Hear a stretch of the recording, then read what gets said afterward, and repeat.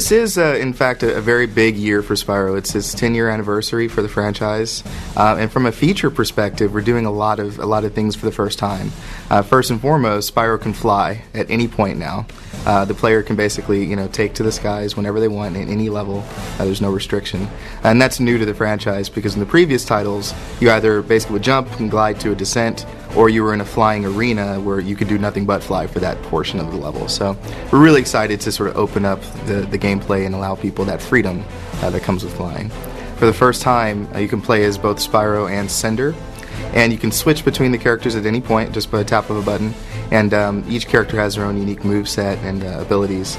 And also, we're supporting drop and drop out co-op, so you can play with your friends. Play with your brother, mom, dad, what have you, and you can each take control of one of the dragons and play together. So we're really excited about those features.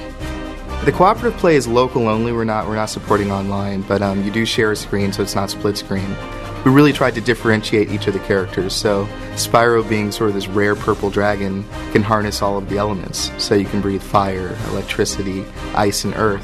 Whereas Cinder, given her backstory, she was basically a villain in one of the previous titles. Given her sort of darker roots, her abilities are more sort of tapped into that dark side of things, so she can harness shadow, poison, fear, and wind. So each character has a very, very diverse and unique moveset. The biggest challenge was figuring out how to work in free flight with two-player. Because there's one person may want to fly this direction, one may want to run, on the ground in another direction. So it's figuring out how to handle two-player cooperative play with this flight ability. And the solution that we have in place, there's more or less like a tether between the two characters that keeps them more or less together within the same space.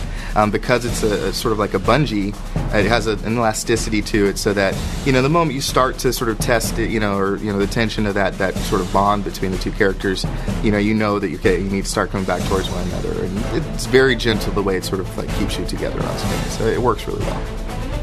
We've always wanted to make Spyro a true E for everybody, in the sense that something that we think kids can enjoy, teenagers or adults, hardcore gamers or sort of more casual gamers. Our combat system, for instance, your more experienced player might pull off 30-40 hit combos, and they're going to be rewarded for that by getting more experience gems and what have you. So there's definitely a layered sort of approach to how we've looked at things.